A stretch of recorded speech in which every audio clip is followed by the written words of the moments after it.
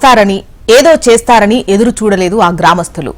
తాము పడుతున్న ఇబ్బందులు గమనించి శ్రమదానం చేసి స్థానికంగా ఓ పాత్వే బ్రిడ్జ్ నిర్మించుకున్నారు. పాలకులు హామీలు ఇవ్వడమే తప్ప తమ అవసరాలు గమనించలేరని అర్థం చేసుకున్న వారు సమస్య పరిష్కారం దిశగా అడుగులు వేశారు. సొంత ఖర్చులతో శ్రమదానం చేసి పాత్వే బ్రిడ్జ్ ఏర్పాటు చేసుకున్నారు.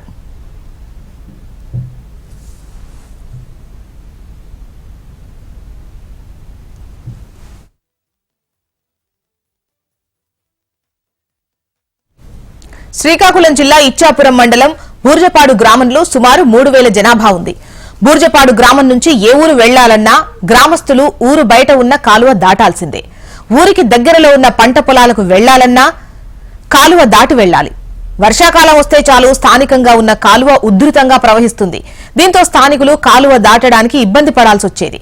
ఈ గ్రామానికి ఆనుకొని ఉన్న హెవలేట్ గ్రామ ప్రజలు కూడా ఇచ్చాపురం మండల కేంద్రానికి వెళ్లాలంటే ఈ కాలువ దాటి వెళ్లాలి.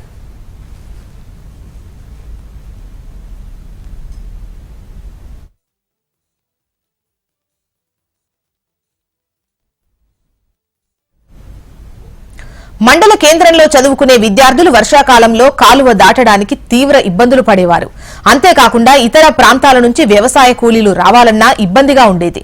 కాలువ దాటుతుండగా ప్రమాదవశాత్తు కాలువలో పడి పలువురు చనిపోయిన ఘటనలు కూడా కోకొల్లలు. దీంతో గ్రామస్తులు బ్రిడ్జి నిర్మాణం కోసం ప్రభుత్వ ఆఫీసులు నాయకుల చుట్టూ తిరిగారు. అయినప్పటికీ ఎలాంటి ప్రయోజనం లేకపోవడంతో విసిగిపోయిన జనం సుమారు 4 లక్షల వరకు చందాలు వేసుకుని పాత్వే బ్రిడ్జి నిర్మించుకున్నారు.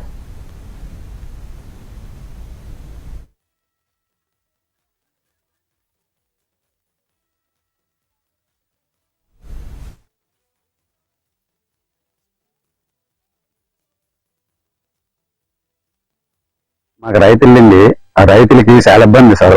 పొలాలకు వెళ్ళడానికి అక్కడ 300 ఎకరాలు దగ్గర పరిశీలన ఉంది. దాని ఇబ్బంది. అప్పుడు మా తాతల తండ్రుల కానీ ఇబ్బంది పడుతున్నాము. ఎంత పట్టించుకున్న గవర్నమెంట్ పట్టించుకోలేదు. ఏం రకాలు చెప్పినా వస్తున్నారు, చూసేస్తున్నారు, సరే స్పందించలేదు సరిగ్గా.